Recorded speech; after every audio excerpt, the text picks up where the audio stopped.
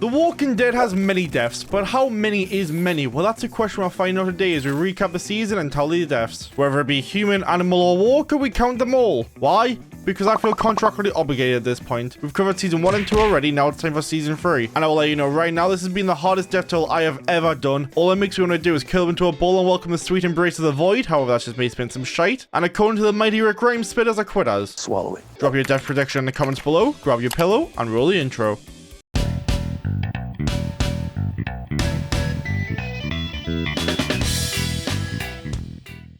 Episode 1 opens with Rick and T-Dog executing 2 walkers. They search the house, clearing the dead when this happens.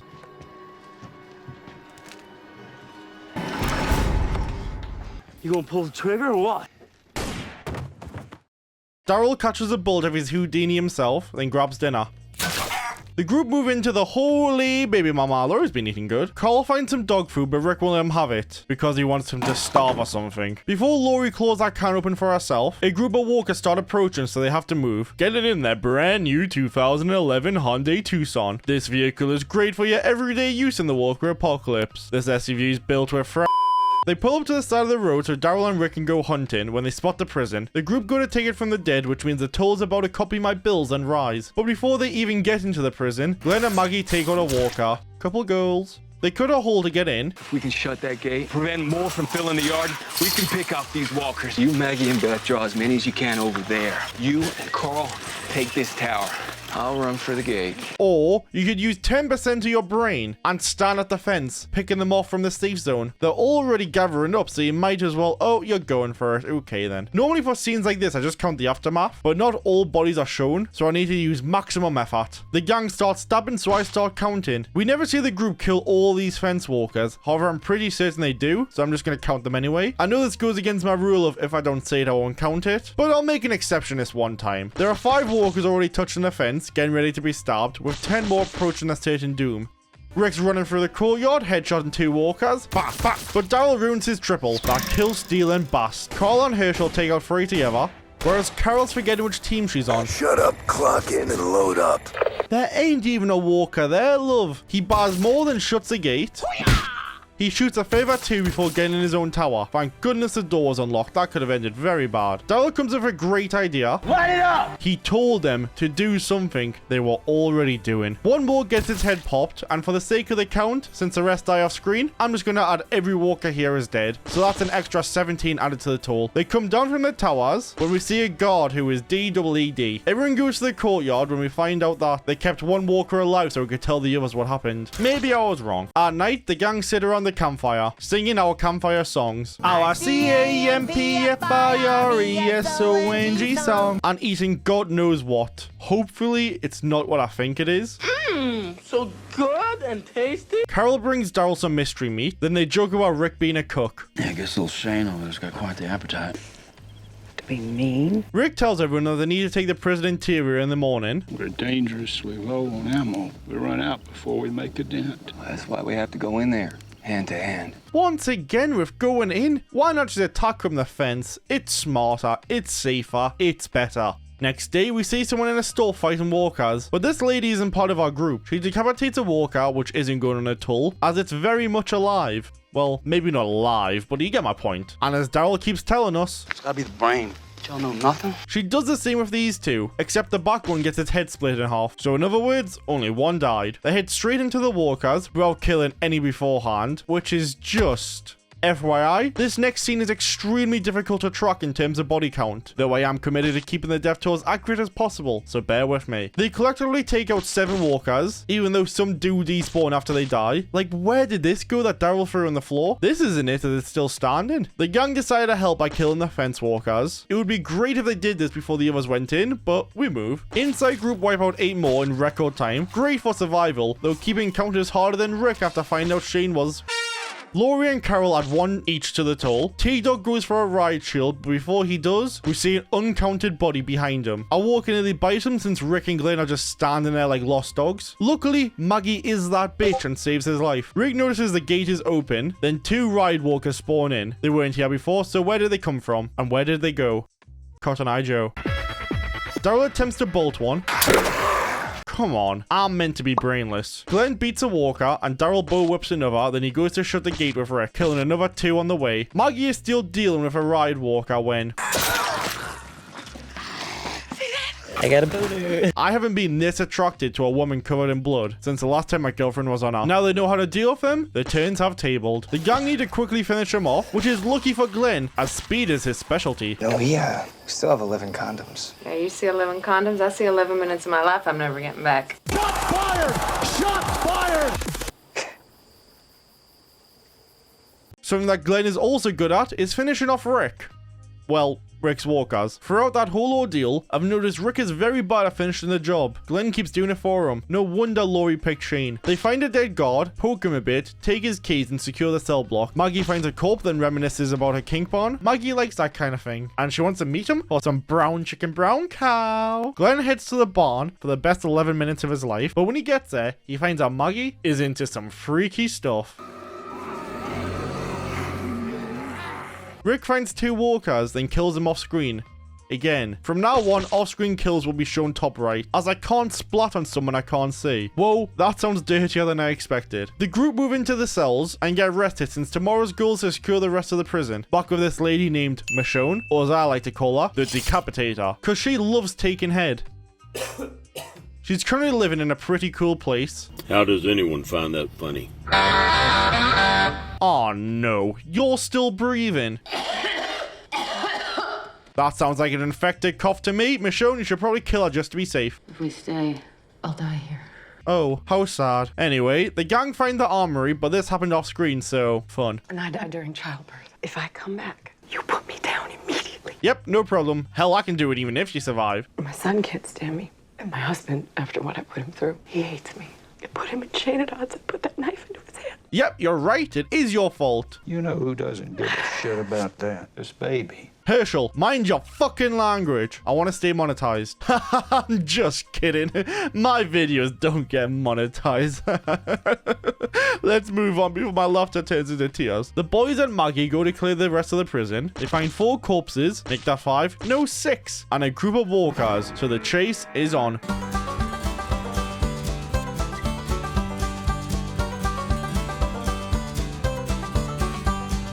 Maggie and Glenn get split up from the group due to the D-double-E-D equals deed. The others go looking, passing 2 dead bodies and a sleepy walker that just wants a bite. Rick comes over and shoots it. Unfortunately, it's too late. The walkers find them, so Daryl takes one out, then forgets how flashlights work and thinks it's a lightsaber. They break into the cafeteria, then shut the doors behind them. Rick does some quick thinking and decides to chop off Herschel's leg. His plan is to make Herschel's last moments as painful as possible. Once the leg is off and Herschel has passed out, Rick states, He's bleeding out. Daryl, this is no time to be thinking about food. Oh, you meant Doug. Right. Holy shit.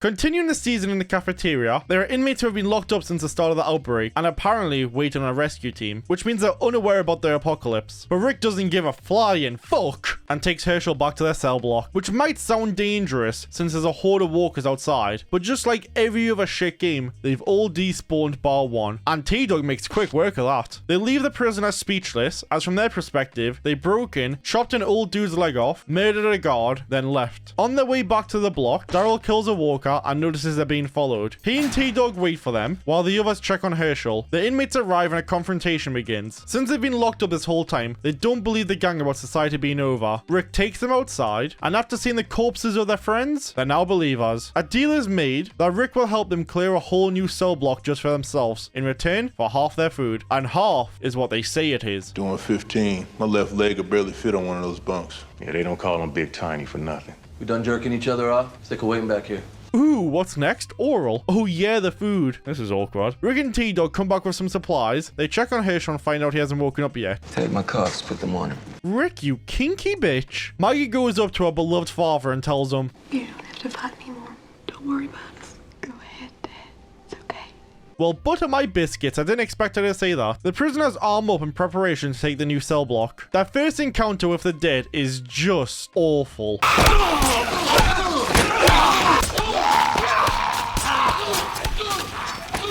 After that performance, which results in 2 walkers getting added to the toll, they carry on. Daryl takes one out to show how cool he is, and before the inmates get a chance to get their own, a body is seen in between their legs. The prisoners start taking out walkers, one by one, until a group of them appear. A few deaths are shown, but the rest are once again off screen. So let me use these 2 angles to count them. Starting with 1. This has a grand total of 8 walkers. 4 in the background, 1 about to get its head caved in, and another 3 here. I know it's hard to see, but trust me, there are 3 walkers here. Alright, that was the first angle. Now the other doesn't have much more. It's just these 2 guys who entered the room. Altogether, that is a further 10 deaths added to the toll. During this whole beatdown, we're going to see Tiny here. And no, I'm not being mean. That's his genuine name. I mean, I don't know if it's on his birth certificate, but that's what they call him. My guy Tiny is acting like a lost child and has no idea what's happening. Stumbling back into a walker, he gives it a love tap when another slips past the group and goes for him. How incompetent are our survivors in killing the dead? They just let it walk by. Tiny knocks it down. The original walker gets back up, pauses, looks down, then breaks out of handcuffs, which proves that these walkers still have some intelligence when the plot demands. When Tiny is dealing with the second walker, it goes Freddy Krueger on him, giving him a nasty scratch. Rick comes over and eliminates one of the walkers, and this guy, who I don't believe has a name yet, so I'll call him Finnegan. He looks like a Finnegan. He blasts Freddy in the face. Rick looks over Tiny's scratch and comes to the conclusion that it's a bite. I don't know how he thinks that, just like how I don't know how a medically trained doctor can't tell the difference between a human and a dog bite. Where the hell did you get your degree? The University of... Sorry, I lost track for a second. Finnegan decides to... In their own cell block, Carl comes over with some medical supplies. Check it out. Where did you get this? Found the infirmary. I cleared it out. You went by yourself? Yeah. Laurie makes a good point. I can't believe those words just left my mouth. But why is Carl the only one willing to put his neck on the line to get the supplies which will save Herschel's life? Surely relocating the prisoners should be priority B in this situation. Are you crazy? No big deal. I killed 2 walkers. Didn't say it didn't happen. Carol asks Glenn for some help as she wants to practice C-section in a walker in case Laurie needs it done. Why does she not try A or B section first though? They eventually reach the new cell block. All they need to do is open one door. Seems simple enough. Oh, how right you are. Shit does happen, which is exactly how I'll describe this scene. The amount of reused walkers is a joke. Exhibit A, Mr. Ponytail. He dies, is resurrected, backtracks behind some walkers, and is now on top of Rick. Or we can use Bite Mark over here, who dies, spawns back, dies again, and then respawns just to die a 3rd time. If you want the total times walkers died, it's 26. However, I will not be adding that to the total. I let the board choose what to do here, and the decision was to only count each walker once. If you disagree with this, then consider joining the board and cast your vote. 16 walkers enter the room, so I shall add 15 to the toll. Finnegan tries to slice and dice Rick, but when that doesn't work, he improvises. Daryl comes over and saves Rick, killing the last walker in the room. Luckily, Rick is a reasonable man. He's coming at me, bro. Yeah, I get it. Now that's taken care of, they go to clear the rest of the holy guacamole. He did. Shit happens, nigga. The other guy, who I should call Andrew, runs off, so Rick plays Chasey. Daryl stays back and holds the other 2 prisoners at gunpoint. Well, kinda. Rick catches up to him and traps him outside with a bunch of walkers, leaving him to die. Or does he? Maybe. Stay tuned to find out. Meanwhile, with the others... Laurie! First Shane, now Herschel, you really can't help yourself. And right in front of your son and his daughters, do you have no shame? Well, Colin let his dad be a cook, no more. So he shoots Laurie, Herschel, then Laurie again. He really wanted to make sure Laurie was dead. Back with Rick, here's... Pause. Let's rewind. Because I may have made some mistakes in the last scene that I should probably fix for the sake of the recap. It turns out Laurie wasn't looking for gold down Herschel's throat. He stopped breathing, so she took her chance to breed with him. No, I need to stop making these these jokes. Herschel did stop breathing, so she gave him mouth to mouth. And Carl was only holding his gun in case Laurie decided to give mouth to continuing with Rick. He's letting Axel here beg for his life. I like my pharmaceuticals, but I'm no killer. Oscar isn't being in, ain't very good at it neither. Maybe it's because I'm extremely British, or maybe it's because I'm stupid, or maybe a bit of both. But what on earth did he say here? Oscar isn't being in, ain't very good at it neither. All I got was Oscar from that. They take them to the new cell block, which has 7 dead people in, who all appear to have been executed. Fun. They go their separate ways. Then we get to see upstairs, which has 4 extra bodies. Herschel wakes up and reaches out for Rick. Bit of an odd choice when your daughters are right there. Wait a minute. What if it was never Herschel and Laurie, but it was Herschel and Rick?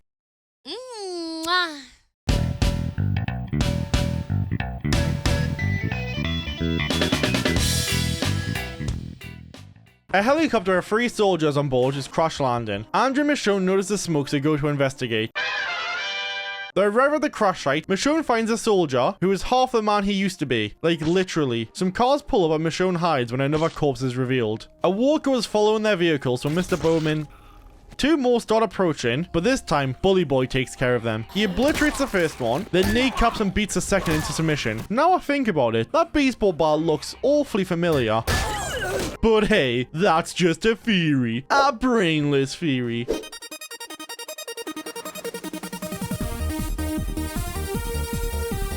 Bowman takes out another, giving Vados over there a run for his money. During this time, Splitsville comes back, so Mystery Man puts a knife through his skull. You know, sentences like that is probably why I don't get monetized. Anyway, Michonne's pets keep barking, drawing attention, so she takes their heads off. Unfortunately, it was too late. Oh, holy shit. Bonnie. I'm not falling for that one again. You're a hallucination. Okay, maybe not. Mill poses for a thumbnail. Andrea passes out by the sheer talent. She drifts in and out of consciousness, catching a glimpse of a corpse hanging from a tree. When she finally awakes, she gets trapped by a doctor. Mill walks in. You see my brother? Not for a long time. Next 2 of us. He went back for you. You were already gone. Not all of me. Don't worry, Daryl still has it, I think. Unless he's already. Sir English, who goes by the governor, walks in and gives them the grand tour of his town, Woodbury. Some walkers approach a gate, so Mill pops their heads, showing Andrea why he's the governor's right-hand man. Ooh, that might be poor winning on my behalf. The next day, we are still stuck with Andrea and Michonne, so my only question is... Where's Rick? The governor has questioned the pilot about where the rest of his squad is. He then goes to this scientist doctor person man who is studying the walkers. Take away their arms so they can't grab you. Take away their jaws so they can't bite you. Take away their ability to eat. They lose interest in doing so. I don't believe that would work though. I know I'm wrong, since it clearly does. I just don't buy it. I need a little sense of my steak, if you know what I mean. The governor asks what else they can do. The doctor tells him that he's a messed up freak. But they also help people blend in with the dead. When breakfast time rolls around, they all sit down for some lunch. What's your secret? Really big walls. That soldier had walls too, and we all know how that turned out. How do you know about the soldier's walls? You weren't there when he told. The governor tries to sweet talk them into staying before he gets called away to meet up with the pilot squad. He tells them that he survived the crash, but this is just a ploy to get close before they ambush them from the trees. The Woodburyans, or whatever they call themselves, eliminate 5 soldiers. A survivor does attempt to run. They arrive back, showing off their new toys. However, all this does is make Michonne put on a detective hat and become suspicious of the governor. He goes home and stares at his fish tanks, as it's good to have a hobby, even if it is collecting heads. I can only imagine what that sick bastard does when the lights are off. On the top shelf we see the pilot, and I used my deduction skills to figure out he's not alive anymore.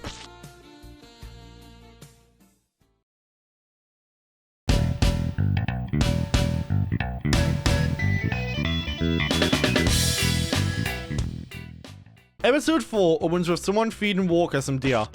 The group are getting ready to go on a supply run, but Glenn is taking his time. Glenn! Hey! What's up, guys? Comment? What? You comment? I'm trying to. Prisoners skip along to meet our group and are wanting to join, as their cell block is overrun with corpses of their friends, so they don't really want to stay there. We've paid our due, enough that we would rather hit that road than to go back into that shithole.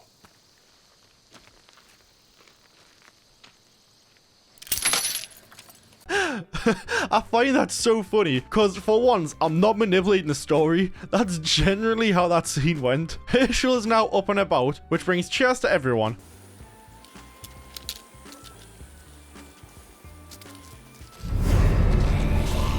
Nope, not having it, not this time. These spawns are getting ridiculous. Walkers magically appear behind them, then the alarm goes off. Carl asks if their name is Corn, as he's ready to pop their ass.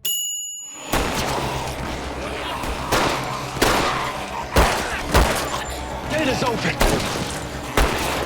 T-Dog spots a gate wide open, so he moves to close it, shoving aside a walker in the process. Carol covers him, taking out 2 more, while T-Dog rocks up 3 of his own. He gets the gate shut, only to get a bite as a thank you. He manages to free himself and gets to Carol. Everyone gets separated due to the dead, although that doesn't matter since we get thrown into Woodbury. Michonne is snooping around the army truck as she's suspicious of the governor's story. Andrew is trying to help Mill find Daryl. You ain't curious about the old gang? Oh yeah, you really was cut loose, weren't you? I'm sure they came back. Ooh, this is awkward. I think you're confused in the group with some people who cared about you. You definitely saw Andrea? There were walkers everywhere. She isn't there. She isn't. She's somewhere else, or she's dead. There's no way to find her. We gotta keep moving. She has second thoughts about leaving, which might be a problem considering Michonne can't wait to do so. Back at the prison, the boys finish off the walkers in the courtyard.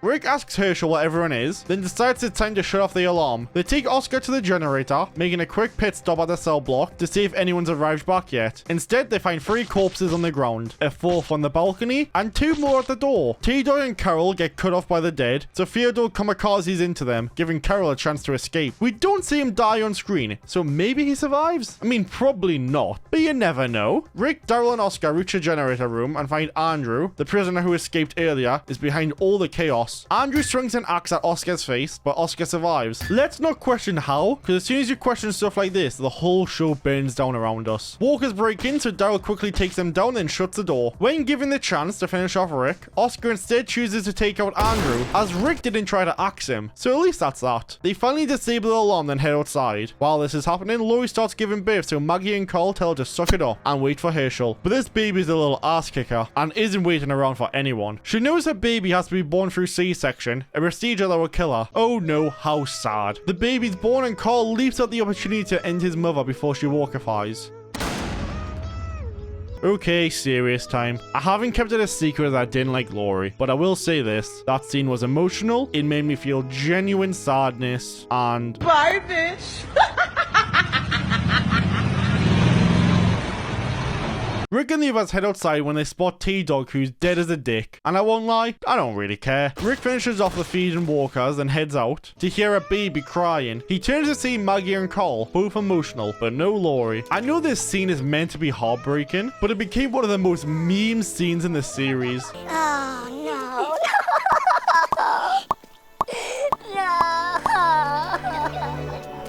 no. Oh, how I do love this fandom.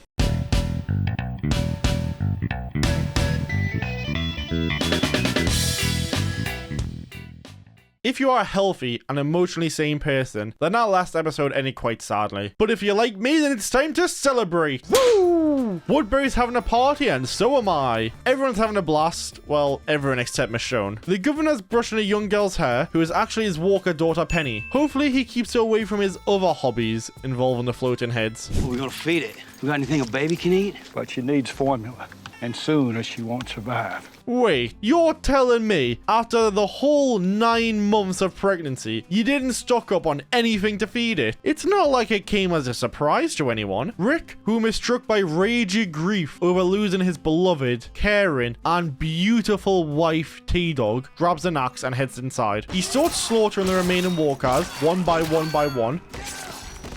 In other news, Michonne is trying to escape from Woodbury when she spots some cage walker crackheads. If you have any drugs, give me some. She sets them free and starts a party of her own.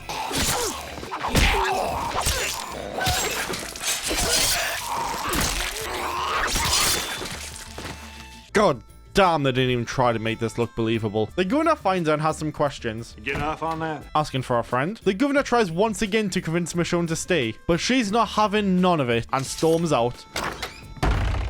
The governor tells her now, which is so not cool, dude. Later, Andrea gives Michonne wrong for being a naughty girl. It's safe. There's food, there's shelter, there's people. That's what they show you, but you can't leave unless they make you. You need to trust me. And you need to give me more to go on. We got a good thing going here. I thought this was temporary. And I think we need this. I want to give this place a real shot. I tried. This place is not what they say it is. Who cares? Am I crazy for thinking Andrea's right here? I would much rather take a lovely, warm bed, fresh food, and security, rather than starving on the side of the road, getting chased by things that want to eat your tootsies, and all other threats out there. Moral of the story, Michonne leaves, Andrea stays. The governor swoops in to comfort her, and at night, things get freaky. Because there's a Walker-style boxing fight between Mill and Vatos. Mill wins because he has an unfair advantage. Now, you could argue that missing a hand makes him the underdog, but I say a metal arm hits harder than a fist. Glenn, why can't I say his name? Glenn heads into the prison looking for Ricky and comes across 1, 2, 3, 4, 5, 6, 7 dead walkers. He finds Rick and tries to convince him to come out.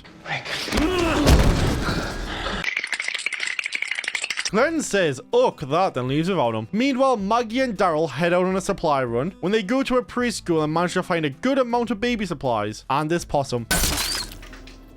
On the way back to the prison, Glenn takes out 2 walkers, and when inside, Daryl starts breastfeeding the baby. About time someone did. It only took the whole day to feed the starving child. I can tell she's part of the Grimes family. No, Carl, you cannot eat the food! Rick is searching for Laurie when he finds her remains, or what is left of her, as its fat ass just had a mighty feast, eating the bones and all. Rick goes to finish him, putting his ear right next to the barrel, which can't be good for his hearing.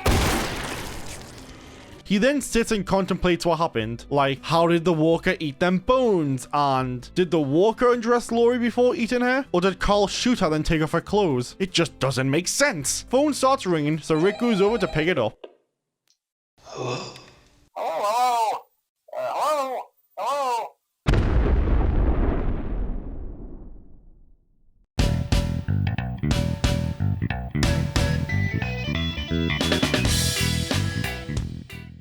Mill and 3 others have been ordered to follow Michonne and deal fast since she decided to leave. They see a sign that's built out of walker remains that read "Go back." Ooh, how I do love a riddle. She then jumps out of the trees to attack them, killing Nameless Guy 1 and 2. Getting shot in the leg in the process, she flees, but Mill and... Got you, Leo. I'm gonna keep calling you Neil. I'm with Mill. I'm far too stupid to even attempt to pronounce that, especially when I still struggle with the name Glenn. Speaking of, we see the prison corridor that he was in, and it's lit up with corpses.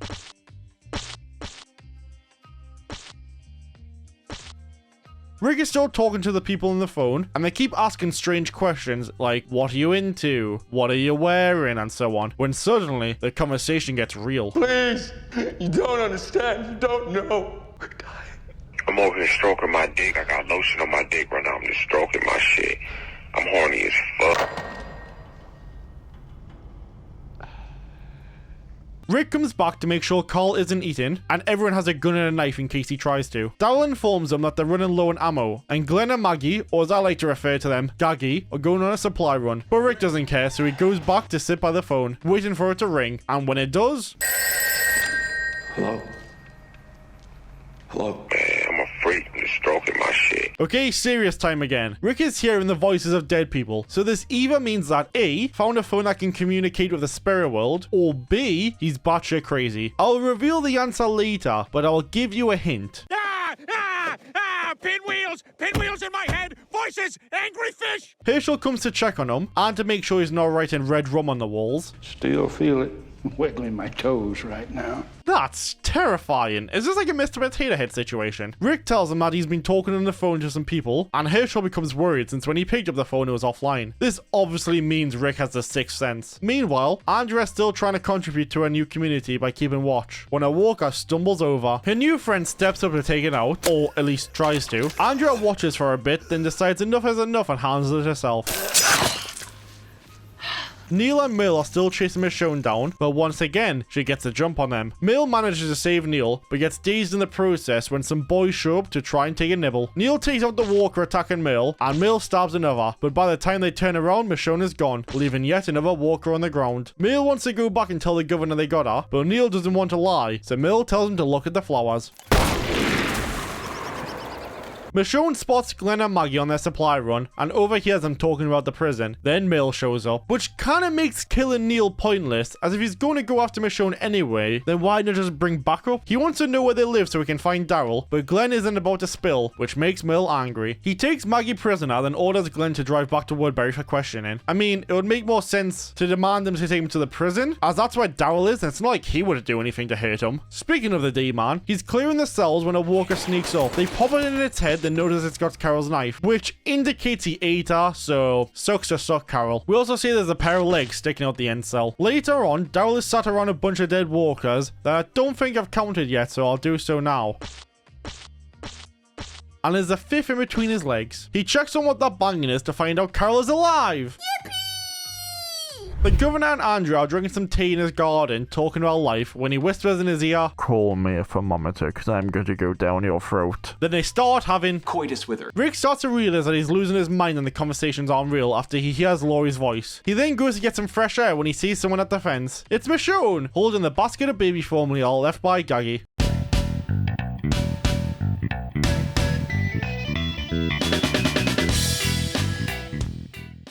Rick is hesitant to let Michonne in after all he's gone through with the prisoners. Like, get over it. So you lost your wife and T-Dog. Let's be honest for a moment, he didn't really care about either of them. Why are you just staring at it? The walkers are smelling her bloody leg and just want a little taste. Just like me with my girlfriends. They go to take a bite, but consent is key, so she starts stabbing and slashing. Before falling due to exhaustion, dehydration, blood loss, and everything in between. Carl shoots the walkers that are about to chomp down on her. Rick decides he should probably help as well.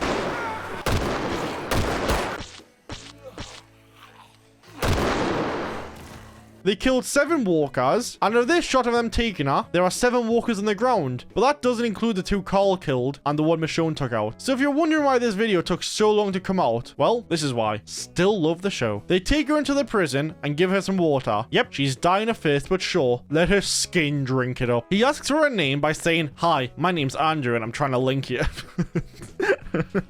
I'm so bloody stupid. That's not even in the script, I just said it. They offer to heal her when she says, I didn't ask for your help. well, you clearly did, by coming to the prison with the baby formula. Rick finds out Carol is alive. Whoever composed this scene did an amazing job. Like, I would suck his dick. They ask Michonne why she's here, and if she's just gonna be a about everything. I just learned that you can't say the word "see you next Tuesday" on YouTube without your video getting age restricted.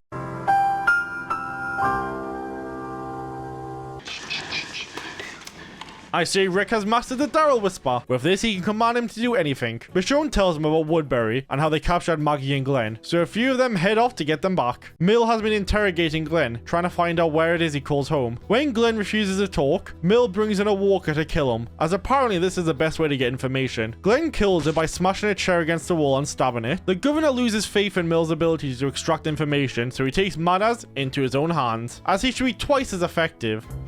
SpongeBob, you gotta ask him a question first. What color is my underwear? SpongeBob, let me handle this. He forces Maggie to undress, then threatens to do very bad things to her. Maggie spills the beans when the governor threatens to kill Glenn, and Glenn looks at him in the eyes and bravely tells him, What you did was not nice! It's not nice to do that! The gang head on foot, and I'm not sure if you've noticed, but there's a very subtle flair here. Walkers sneak up on them, so I'm just gonna play the scene out.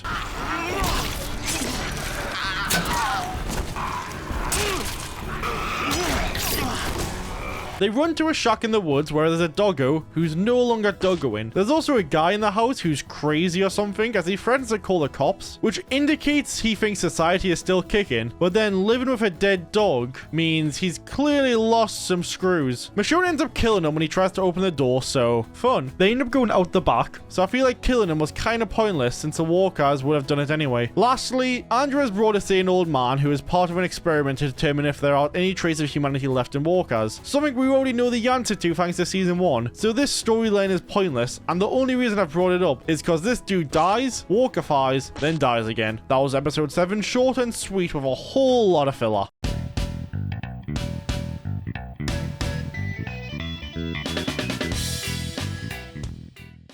A walker is strolling through the woods when suddenly, surprise, mother. we see this hunk of a man named Tyrese, who has cat-like reflexes, bumping into his sister Sasha, or Sosha, or Sissa. Look, it's 3 AM and I have work at 8. I'm dying. Help me. They talk about some survival shite right next to 2 bodies when a loud scream occurs. It's the rest of their group whose names are not important. They kill some walkers, and did you know arse shots kill walkers? I just found out by watching this guy tap one in the bottom and seeing it drop dead. So if a walker apocalypse ever happens, just remember, tap arse. They make an escape, bashing one more in the process when this lady gets a chunk ripped out of her. Arseman comes to help, and Tyrese kills another one off screen. He leads them to the prison walls, which are like my dreams. Everything has been destroyed. Before they even make it in, Sasha decides to add to the dumbass, annoying toss spots of the show by not letting the bit lady in, and instead wants to kill her on the spot. But Tyrese is all like, don't do it.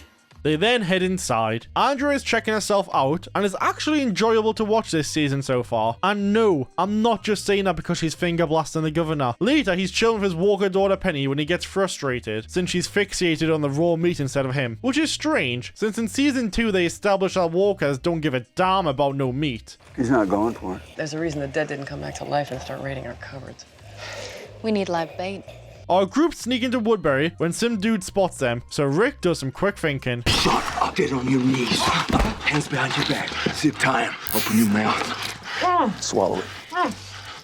They end up knocking the poor guy out. Glenn goes over to the dead walker and starts tearing it apart. The plan is to use the bone as a makeshift shank and stab their way out. When Mill and his fellow guard walk in, they launch an attack. Maggie stabs generic guard in the throat before reinforcements come. Luckily, the gang pull up with grenades.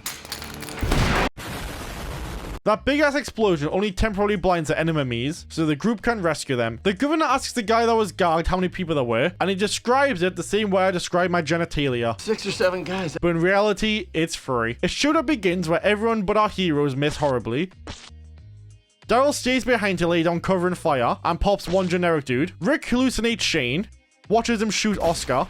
I'm noticing a pattern. First, you didn't save Jackie. Then you let a walker nearly bite T-Dog. You had to let Carl rescue Michonne. And now you're watching someone shoot Oscar. Call me crazy, but is Rick blind?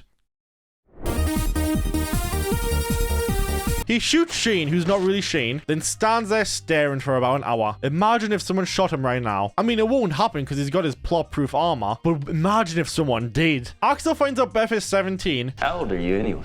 17. 17. Interesting. So he starts flirting. I want to have intercourse with you.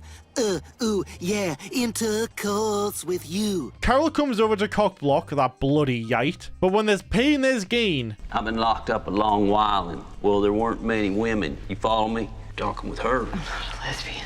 You got the short hair. You're not a lesbian? My. This is interesting. Relations. At night, Carl hears some screaming coming from inside the prison. Was that Carol? She's out keeping watch in the guard tower with Axel. Carol and Axel sitting in a guard tower, doing something they shouldn't do. Carl goes to investigate when a walker lunges for him. He finds the group from the start of the episode fighting more dead, and I hate this season so much for this single thing. They show scenes of what happened before it happens. Take this as an example. This walker is on the floor when Carl first enters the room. He then walks over, and now it's standing up. Come on! They fight their way back to their cell block. You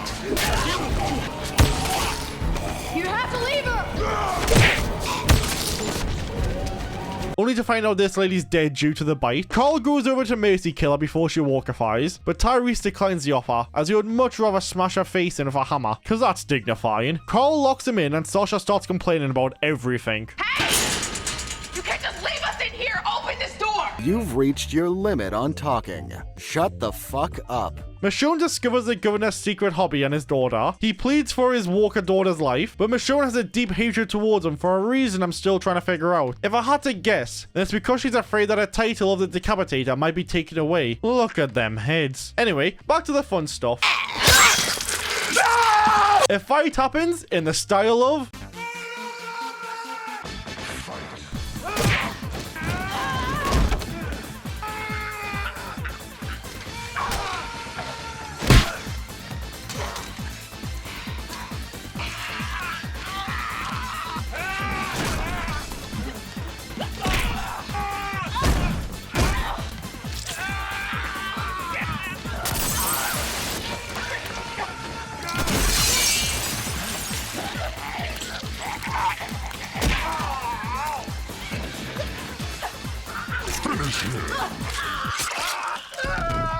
Before Michonne can finish her job, Andrea walks in, confused as hell by what she's seeing. Why is her bumping buddy missing an eye? And why is there a little girl tied up in his bedroom? You may not want to know the answer to the latter. The governor is seriously ticked off as he's lost his eye, his walker daughter, and Mill, since he's the one who told him that Michonne was dead. Daryl gets captured, and the governor uses this as a way to get back at both him and Mill, making them fight to the death.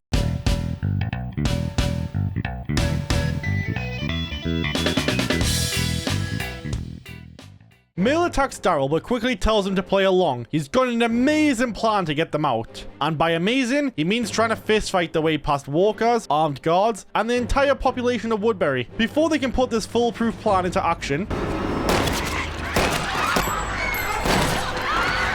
Rick throws a smoke grenade and Mill calls himself the governor and starts smashing her head. Not like that. Then the brothers are rescued. Suddenly, the governor emerges from the smoke like a final boss. Vados saves a child from a walker, and the Woodburyans flee to safety towards the people that just invaded their home and killed their friends. Bowman uses Daryl's cross to put down a walker until he snatches it back. The group escape, killing a few walkers that are in the way. We see another Houdini disappear before our eyes. When leaving, a walker chooses not to go after them and instead have a stroll through Woodbury as he's wanting a home away from home. On the road nearby, Glenn is not thrilled that Rick brought Mill back. However, Rick ain't officer friendly no more. Daryl tries to vouch for Mill by saying, Merle's blood. No, Merle is your blood. My blood, my family is standing right here, waiting for us back at the prison. Wait, you and Maggie are blood related? I think I'm gonna be sick. In the end, the brothers leave together while the rest of the group head home. On the way back, the road is blocked. They go to move it when... Hi, how are you?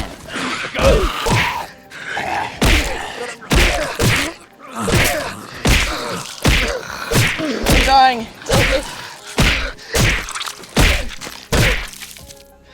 The townfolk of Woodbury are freaking out after the attack, but the guards refuse to let them pass. Some walkers pull up as they hear the buffet, so the guards take out 4 and let the rest pile up. Andrea, suffering from main character syndrome, steps up and tries to take control. Apparently, she thinks she has the authority to lead now, just because she took a trip to Pound Town with the governor. The walkers that broke in the night before eventually show themselves and start having a little feast. Once dead, the governor comes over to pay respects to the fallen man. Okay then. Someone woke up on the wrong side of the bed. Andrea confronts him, asking, "Penny for your thoughts?" Sorry, is that too soon? He tells her that she's basically nothing to the town and just simply a play toy for him. Back at the prison, I got a boner. Tyrese, Sasha, and these two try to bargain with Rick as they want to join the group. Unfortunately, he starts to hallucinate Lori. Ooh, Rick! She's only 17! This freaks Rick out as he doesn't want to end up on a list. So, he scares the newbies out of prison.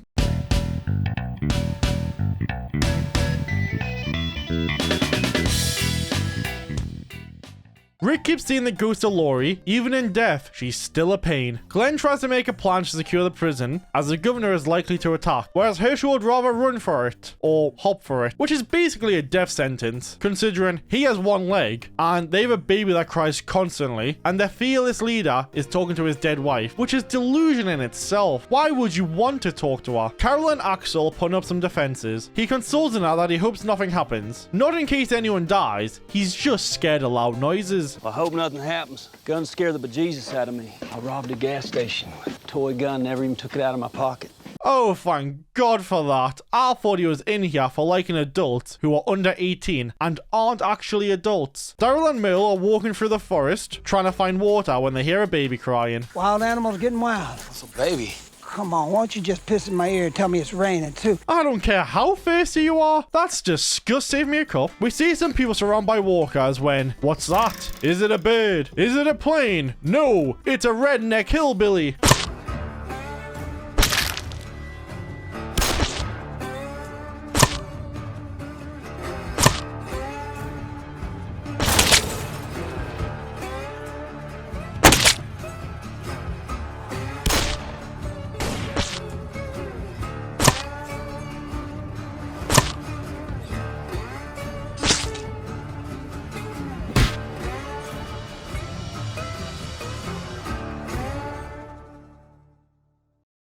Mill goes to rob these people, but Daryl won't let him as he's changed. He's not the same man who keeps hands in his bag. Now, he just eats them. Mill asks Daryl to sniff his fingers, then Daryl gets annoyed at Mill. You simple-minded piece of shit! Herschel checks on Rick, who is still wandering Crazy Town, when the governor attacks, killing the fan-favorite character, Alan, or Albert, whatever his name is. I know it starts with an A. The governor sprays and prays, as he's not here to kill anyone important. He's just being a dick. A truck bashes through the gate, releasing some walkers into the courtyard. The governor activates his third eye, or I guess second eye? My point is, he uses his spider sense to kill the walker behind him. Herschel goes prone in the grass to improve his accuracy. In reality, he fell over, but I feel like making fun of someone for missing a foot due to a walker bite might be a bit unfair, because imagine if someone watching this related to that. Herschel adds one to the tally, Maggie adds a human, and Rick is in the shitter. He's surrounded by the dead and out of ammo. Vados could shoot him here, since he's standing in the open, but just like in Woodbury, Rick is inside his plot-proof bubble, so Vados leaves. Herschel stands up for himself, or knees up, and headshots a walker. For this next section, please look at the kill feed top right, as there's so many cuts here, I can't do my normal splat.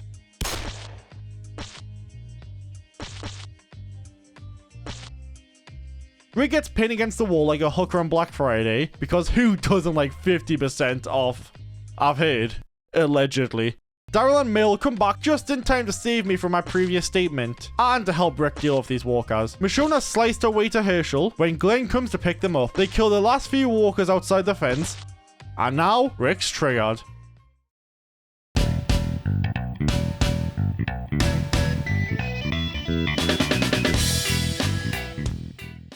The group are asking to leave when Rick tells them to stay. Rick says we're not running, we're not running. Bloody hell, Glenn. Didn't realize the leash was that tight. You're going purple. Mill pipes in and tells him to run or die. What a mood killer. Carl talks to his dad in private and tries to lift his spirits. If I say something, will you promise not to be mad? I won't get mad. You should stop. Stop what? Breathing. Did I say spirits? I meant spirit. All the way to meet the Allfather. Back in reality, Carl tells Rick to step down as leader. Andrea is once again taking control of Woodbury by trying to demand the governor to run stuff by her. Are you serious? I am. She's been here less than a day and she thinks she's a dog's bollocks. I'm not gonna watch this town and my friends gun each other down. Then close your eyes. She wants to go to the prison as she hears the leader role might be opening, asking the scientist doctor guy Milton for help. They capture a walker, and you can say what you want about Andrea, but she has some big old bollocks on her. The way she tackled that walker to the ground, ooh wee. Its friend comes from the trees, and when it's dealt with, this beaut follows, until Tyrese hammers it. Milton offers them sanctuary at Woodbury, then they head off, leaving Andrea to travel alone. What she doesn't know is Milton is whipped harder than Glenn, and goes straight to the governor. You are a pirate! Once at the prison, her armless camouflage starts to wear off. I still don't get how it works in the first place, but nevertheless, Rick asks if she's alone, and instead of answering straight away, she tries to charisma her way in, which doesn't give her the warmest of welcomes. They interrogate her, only without the gang informer that the governor shut up the place and released the walkers in the yard. He killed an inmate who survived in here. We liked him. He's one of us. As soon as I found out, I came. You sick freak. You and the governor belong together? They emphasize the fact she can't be trusted since she's sleeping with the governor. She points out the hypocrisy in that for allowing Mill to live there while being hostile to her. But Mill isn't the one who's currently poking the enemy. You chose a warm bed over a friend. That's why I went back to Woodbury. Exposed him for what he is. I knew that it would hurt you. That is some petty ass stuff. No wonder I never understood the hatred Michonne has for him. She tries to kill him because she's upset Andrea chose safety and survival over dying in the streets. I don't know what happened after this, but Andrea is now trusted enough to walk around the prison alone and hold Judith. Carol asks her to ride the governor and finish him off, and she means in more ways than one. So at night, she does the deed. It's time for her to, well, do the deed, but she can't go through with it.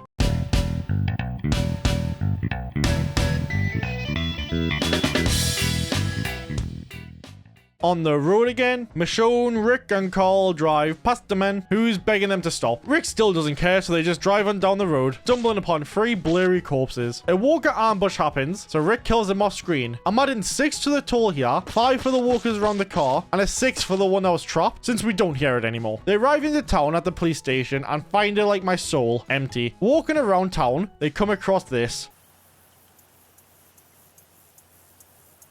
You may wonder, Benji, you brainless bag, how on earth are you going to count this? Well, I'm not, because there's no way to do so. So, as I always say, when in doubt, whip it out. It being ChatGPT. Their answer it came to was between 10 and 18, so I'm going with 14, as it's nice in the middle. Further on down the road, they find some stick-up pricks and a crackhead walker. Reminds me of home. Okay, maybe not so much now. Shots are exchanged until Carl pops a cap in his ass. He's wearing a trusty bulletproof vest that puts him into a 2-month coma, and the cycle continues.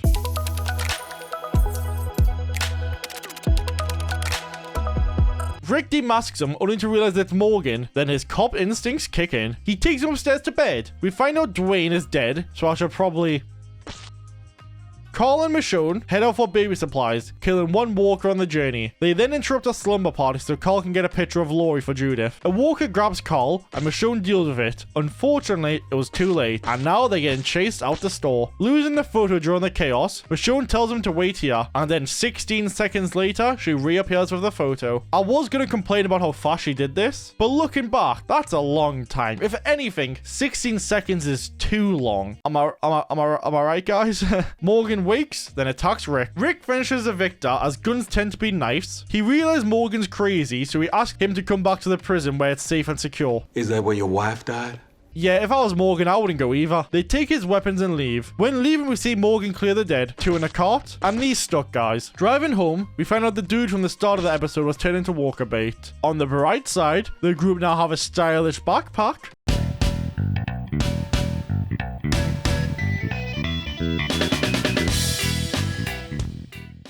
Rick and Daryl are securing some random barn-like building, casually strolling past a dead walker. Rick heads inside to find the governor waiting for him. Turns out Andrea set up a meeting between the two communities in hopes for peace, but the only peace the governor wants to give is his...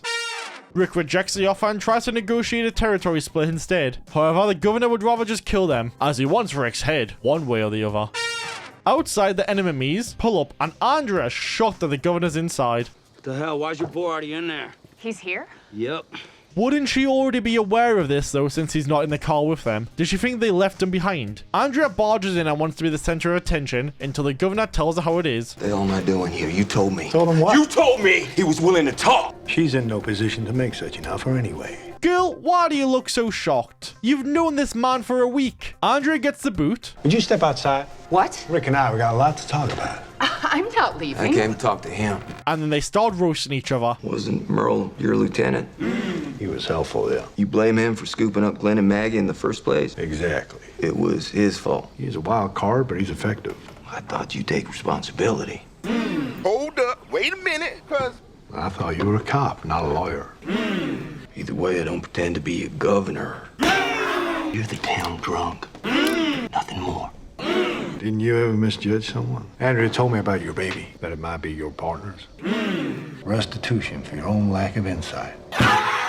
There is no reason for Andrea to tell the governor that Rick's a cook. Daryl and Vados are at each other's throats. Daryl leans in for a kiss. Then we get reminded this is a zombie show and not a Romeo and Darylette story. Andrea takes out the first one.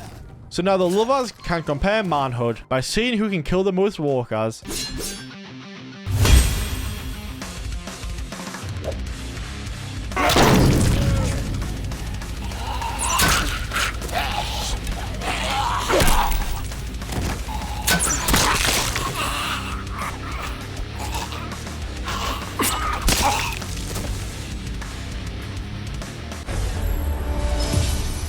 After a hard day of measuring, they share a smoke because these guys are cool. They talk about how all this is pointless, and if that's the case, let me just cut to the chase. Milton flirts with Herschel. May I see it? Woodbury's just full of horny devils apparently. At least buy me a drink first. Which is exactly what the governor did for Rick. He tells them in order to get peace, he first needs Michonne, then they go their separate ways. Andrea finds out the governor assaulted Maggie, and suddenly starts debating where to live. To me, it's simple. Live with the people who abandoned you, or live with a man who's batshit crazy. No, wait, that's the same group. What I meant was, live with your friends where you're all equals, or with a man who assaults women, collects floating heads, and has a dungeon. So naturally, Andrea makes the obvious choice. She stays with the governor because she doesn't want to be an equal. In storyline B of this episode, Mill wanted to go and kill the governor, but Glenn wouldn't let him, so Mill sat on him. Later, Glenn and Maggie do the nasty after she stares at some walkers. She's so twisted. Back at the prison, Rick lies to the group about the governor's terms, but Herschel, the wise man he is, gets the truth out of him. He asks if he should sacrifice Michonne or risk it for a biscuit and go to war. I wonder what he does.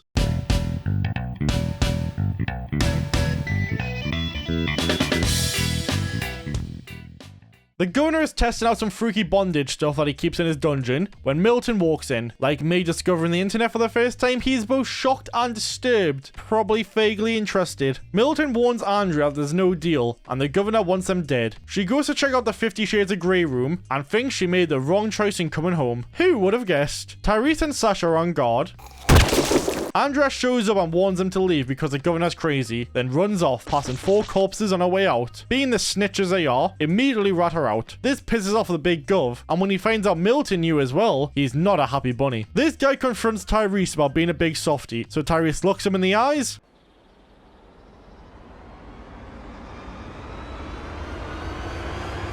Daddy, chill. They get taken to the water pit where Tyrese discovers the grand plan is to feed the prison group to the dead. For some strange reason, he's not a fan of the whole cannibal buffet idea, so he wants out. Well, get out of your way if that's what you want. You don't speak for us. And you're not sending my boy out there again. I look out for him. Like you looked out for Donna? Hey, that's a low blow. They have a bit of a tuffle, which ends in Tyrese on top. After a certain dominance, he lifts the guy back up, then gets sent home. In the woods, Andrea gets attacked by 3 walkers, which are only a mild inconvenience to her. Walking in a field, the governor comes out of nowhere. He chases her to a warehouse, where she kills a walker, then hides.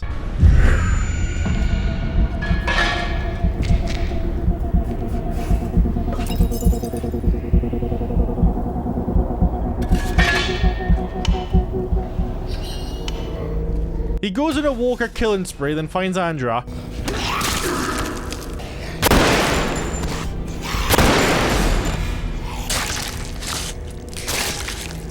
Who, in a shocking twist, finally uses a brain by hiding behind a door, letting the walkers pour out. It doesn't look good for the governor, especially since he's using his remaining bullets off screen, but of course he's not going to die. That would be too easy. She makes it to the prison, but as soon as she goes to signal for help, the governor grabs her. I knew he wasn't going to die, but not even a bite. After all of that, lame. At the walker pit, a mystery man pours gasoline on the biters and sets them alight. The pit walkers I can count easily, but these puppies are a different story. They're all crammed into this horse holder, making it nearly impossible to tally, so I'm using calculations to figure it out. When I say I mean AI. He has the math for people that care, but the outcome is 21 if you really cram them bitches in there. Pit has 7 walkers, but in the morning there's 10. I'm adding the original 7 to the total as they're just bones now, and these 3 are still biting, so not dead. The episode ends revealing Andrea's been taken to the governor's playroom. I mean dungeon. Wait, that doesn't sound any better.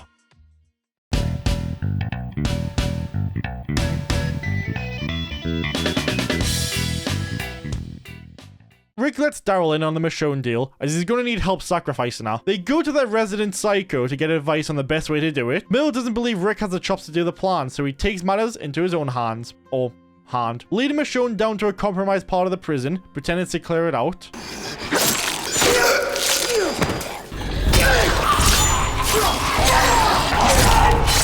He ties her up and drags her towards the governor. Spotting a car, he straps her to a post and tries to hotwire it. The alarm blasts, pulling walkers in. Michonne ain't want to roll over though. She stomps a walker's head, then uses the wires to tear through the zombie's neck. The walker grabs Mill, he slices off its face, then takes out another heading for Michonne. 2 more close in and he drops them both, before jumping in the car and getting the hell out of there. In other news, Glenn has been hacking off walker limbs, as he wants to propose to Maggie. Not with a finger, but a ring. After all, nothing says romance like a bloody rotten walker ring. He asked, she says yes, so I'm sure these 2 are going to live happily ever after. Mill cuts Michonne loose, letting her head back to the prison alone, as he has his own destiny now. Rick and Daryl discover that Mill secretly took Michonne to complete the deal. Rick goes after them, finding Michonne, finishing the job for once. I know, I'm shocked too. He then chases after Mill, who's drinking and playing loud music in the car. The noise draws a horde of walkers, which Mill leads towards the shed where the governor's waiting. When they are dealing with Mill's distraction, he pops one and wounds the other, which gives the walkers an easy feast.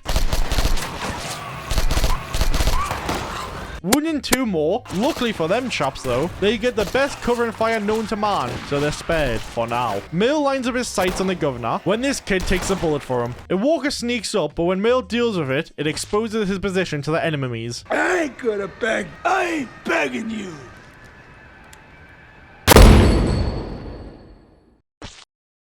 Daryl arrives at the scene, and I'm only counting bodies that are wearing different clothes to the ones already tallied. So, it's 6. Make that 7. He finds Mill having a snack break, but don't worry, he's not dead, just a bit peckish. He must have really hated Mill, because he stabs him numerous times, which must have taken a toll on him, considering he starts sweating through his eyes.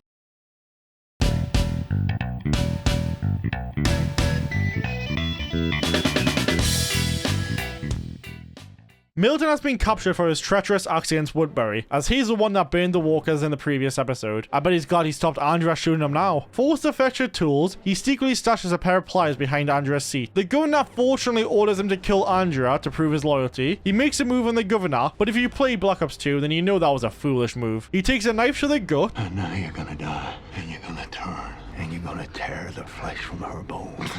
I'm starting to think this guy needs therapy. He's into some weird things. Milton slowly bleeds out and is now locked in the dungeon with Andrea. The Woodburyans gear up for a full-on assault against the prison. Meanwhile, Tyrese and Sasha decide to stay behind, as going to war with a crazy man isn't the first thing on their to-do list. They blast away into the prison with the heavy artillery, clearing the courtyard walkers. Nice to see them cleaning up after their own mess. There are 17 walkers visible in the yard. Although we don't see them take out every single one, by the time they step out of the trucks, the yard is walker free. After all that work, they discover the cell block is empty. They go to check the prison tombs when they get ambushed from our heroes. They take a page from the governor's book and use walkers that do absolutely nothing. Our group manage to push them outside when they get surprise attacked again. This results in 0 deaths to the townfolk and all flee home, which means our group won the battle. We did it! We did it. Don't act too happy about it, Glenn. One of the younger soldiers bump into Herschel and Carl. The soldier hands over his weapon like a good boy. Well, shiver me timbers and stroke my blimpers, I wasn't expecting that. The gang want to take the fight to Woodbury and leave no survivors, which means they were trying to kill everyone, but just missed horribly. It also means that Carl is the only competent killer in the group, so you go, kid. Going to Woodbury should be a lot easier now that they have this beast of a machine. I'm sure they're going to use this truck a lot, especially in future seasons. Herschel tells Rick that Carl's a psycho, so Rick questions Carl, and Carl spits some facts. Herschel told me about the boy you shot. He had a gun. He had just attacked us. Yeah. Was he handing it over? I didn't kill the walker that killed Dale. Look what happened. That is not the same thing. You didn't kill Andrew, and he came back and killed Mom. You were in a room with the governor, and you let him go, and then he killed Merle. Now go, so he doesn't kill any more of us. After that speech from the mighty Carl, they clear the exit and go pirate hunting. Governor, furious with his community for retreating, mows everyone down, only leaving his loyal soldiers. And this guy. Maybe not this guy.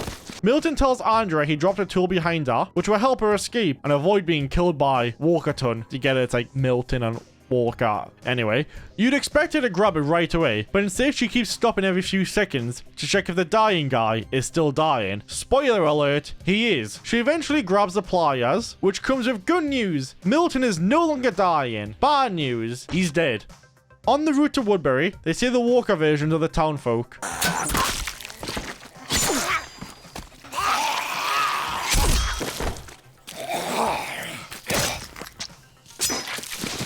Rick and the gang find a survivor who reveals what happened. They take her to Woodbury. She tells Sasha and Tyrese that the governor lost the plot and killed everyone. They go looking for Andrea, and when they find her, she's bitten. But she did kill Walker Milton, so in my mind, that's a win-win. Rick gives her the gun with a final message. Their safety's off, bitch. Oh, we do have fun here. The season ends with Rick welcoming the surviving members of Woodbury to the prison, and then Carl guns them all down. Remember, no rushing.